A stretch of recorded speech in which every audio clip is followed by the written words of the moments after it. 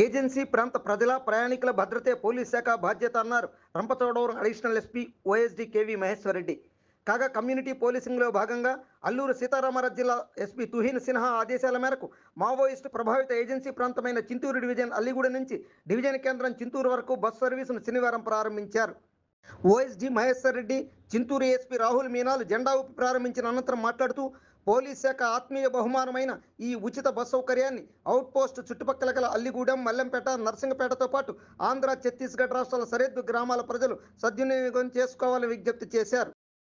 ఇలా ఉంటే రాష్ట్ర విభజన నుంచి బస్ సౌకర్యం లేని ఈ ప్రాంతానికి పోలీస్ శాఖ ఆధ్వర్యంలో ఉచిత బస్ సౌకర్యం కల్పించడం పట్ల ఏజెన్సీ వాసులు ఆనందం వ్యక్తం చేశారు. ఈ కార్యక్రమంలో చింతూరు సిఐ గజేంద్ర కుమార్, ఎస్ఐ శ్రీనివాస్, సిబ్బంది, అధిక సంఖ్యలో స్థానిక ప్రజలు పాల్గొన్నారు. అందరికీ నమస్కారం.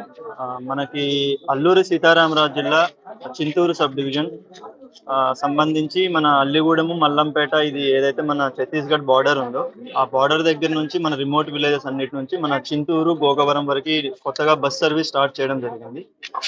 ఇది మన అల్లూరి సీతారామరాజు పోలీస్ ఆధ్వర్యంలో ఫ్రీగా రన్ చేయడం జరుగుతుంది. అంటే పబ్లిక్ అందరికీ ఉచితంగా రన్ చేయడం జరుగుతుంది.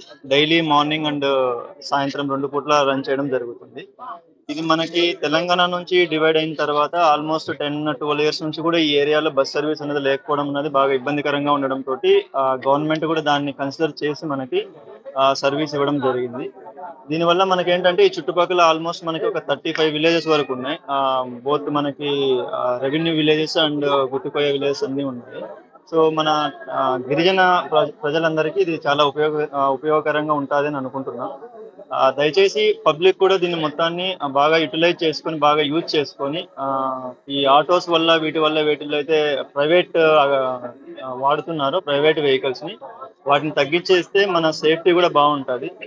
మన రవాణా శాఖ నుంచి కావచ్చు, పోలీస్ శాఖ నుంచి కావచ్చు, అండ్ కలెక్టర్ ఆఫీస్ నుంచి కావచ్చు, మనం రిక్వెస్ట్ చేస్తున్నది ఒకటే, ఆ ప్రజల రక్షణ అనేది మన బాధ్యత. సో దయచేసి బస్సు సర్వీస్ని అందరూ ఉపయోగించుకొని దాన్ని సక్సెస్ఫుల్గా రన్ చేయాలని కోరుకుంటున్నాను. మావోయిస్టులు ఉన్నా లేకపోయినా ఏదైనా ఏంటంటే మనకి ఎలా ఉంటుందంటే పబ్లిక్కి కంఫర్ట్ ఇవ్వడం అనేది, పబ్లిక్ని వాళ్ళ ప్రాబ్లం ఏదైతే ఉందో అది అడ్రస్ చేయడం అనేది మనకి ఇంపార్టెంట్.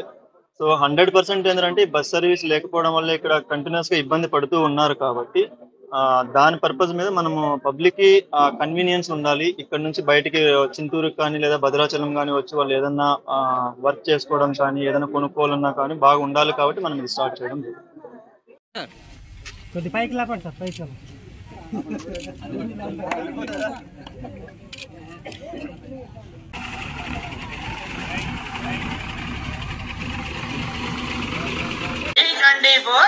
వెలది న్యూస్ ఛానల్ అందరూ చూడండి, ఆనందించండి, లైక్ చేయండి, షేర్ చేయండి, సబ్స్క్రైబ్ చేయడం మర్చిపోకండి.